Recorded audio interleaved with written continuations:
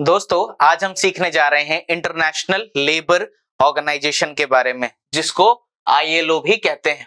ठीक है, ये ऑर्गेनाइजेशन काफी इंपॉर्टेंट ऑर्गेनाइजेशन है, क्योंकि जिस समय पे लेबर्स को वर्ल्ड वाइड उनका शोषण किया जा रहा था, तो उस समय पे ये ऑर्गेनाइजेशन एक तरह से उनकी ना केवल सहायक बल्कि आप ये कहिए कि उनके लिए एकदम वरदान बनकर साबित हुई।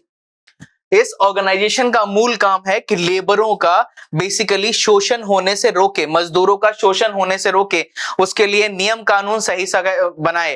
ठीक है, तो आज इंटरनेशनल लेबर ऑर्गेनाइजेशन के बारे में क्या क्या रिपोर्ट्स पब्लिश करती हैं, कब इसका गठन हुआ था, कहां इनका हेडक्वार्टर है, क्या काम करती हैं, ये सारा कुछ हम देख लेते हैं। चलिए स्टार्ट करते हैं। तो इंटरनेशनल लेबर ऑर्गेनाइजेशन, इसका गठन कब हुआ था? 1919 में। By which treaty? तो ट्रीटी ऑफ वार्सेल। ठीक है, ट्रीटी ऑफ वार्सेल्स ये हो गया। और ये यूएन की एक एजेंसी है, एफिलिएटेड।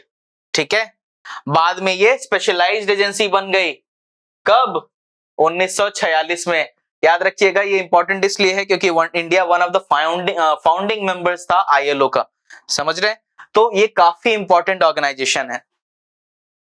उसके बाद ये एक डिबेटिंग फोरम है। ये ओनली ट्रीपार्टाइट यूएन एजेंसी है जहां पे गवर्नमेंट्स, ठीक है, एम्प्लॉयर्स और वर्कर्स तीनों के रिप्रेजेंटेटिव आते हैं, वो भी 187 मेंबर स्टेट से। तो आपके पास सवाल ये हो गया कि टोटल मेंबर स्टेट्स कितने हैं? तो 187।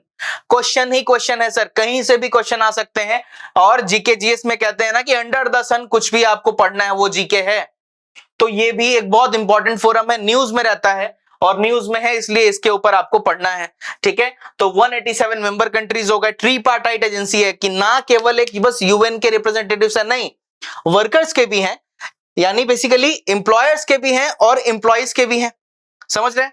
तो इसलिए इंपॉर्टेंट है। Next, mandate. इससे बेसिकली क्या क्या काम करता है, क्या क्या परमिशन है? लेबर स्टैंडर्ड्स बना सकता है, पॉलिसीज बनाएगा। ठीक है, और वुमेन और मेन के लिए, बेसिकली लेबर्स के लिए डिसेंट वर्क का प्रमोशन करता है। वही काम है आईएलओ का। इसका हेडक्वार्टर कहां है? तो हेडक्वार्टर है जेनेवा, स्विट्जरलैंड। ठीक है, फिर देखते हैं नेक्स्ट स्लाइड।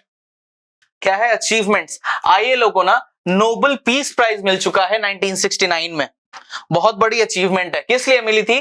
क्योंकि इन्होंने जो भी डिफरेंट क्लासेस हैं, यानी जो वर्किंग क्लास है, ठीक है, और जो रूलिंग क्लास है, जो बेसिकली उनसे काम करवाता है, ठीक है, दोनों के बीच में शांति स्थापना करने के लिए बहुत महत्वपूर्ण भूमिका निभाई थी इन्होंने वो कोड्स बनाए, वो स्टैंडर्ड सेट किए जिसपे एम्प्लॉयज को मैक्सिमम उतना ही काम करवा सकते हैं।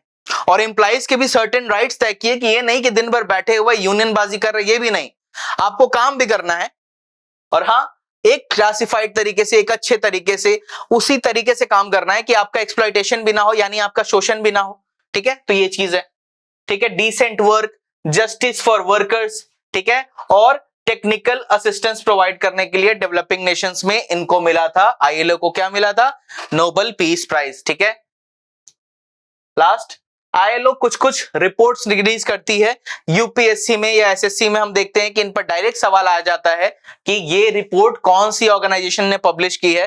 खास करके यूपीएससी में ये सवाल बहुत ज्यादा पूछे जाते हैं, क्योंकि इस बार एसएससी का पैटर्न चेंज हुआ है, क्वेश्चंस टफ हो सकते हैं, तो ऐसे क्वेश्चंस के लिए भी तैयार रहें, हो सकता है आ जाए। तो ग्लोबल वेज रिपोर्ट कौन करता है? वेज मजदूरों से जुड़ा हुआ है आईएलओ, इजी आइडेंटिफाई करना। World employment and social outlook, employment से और आउटलुक सोसाइटी से जुड़ा हुआ इंटरनेशनल लेबर ऑर्गेनाइजेशन ही करेगा। ठीक है, वर्ल्ड सोशल प्रोटेक्शन, एम्प्लॉयज का ना केवल वर्क पे बल्कि उनका सोशल, ग्रेच्युटी, पेंशन फंड, ठीक है, अगर कोई उनके डिसीज हो जाते हैं तो उसके बाद उनके रिप्रेजेंटेटिव्स को क्या मिलेगा, ठीक है, ये सारा चीज डिसाइड करता है, तो ये भी है।